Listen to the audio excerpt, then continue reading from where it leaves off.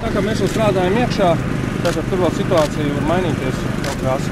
Strādāt ir ļoti bīstami, periodiski notiek kaut kādi nogruvumi.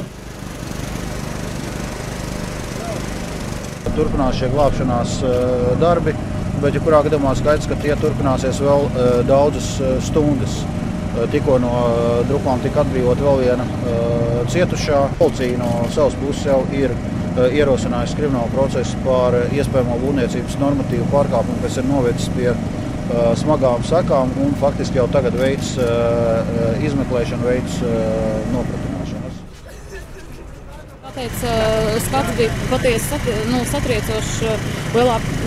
Gandrīz lielākā daļa cilvēku sāk raudāt un kliegt, jo bija skaidrs, ka tie, kas atrodas jau zem nogrūmiem, ir ļoti apšaubāms, vai viņi varēja izdzīvot pēc otra nogrūma.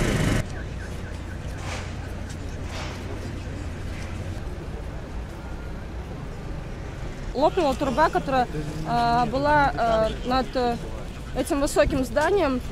На крыше Максимы там строилась детская площадка уже. И вот эта детская площадка, она, видно, они там что-то неправильно сделали, она не выдержала просто.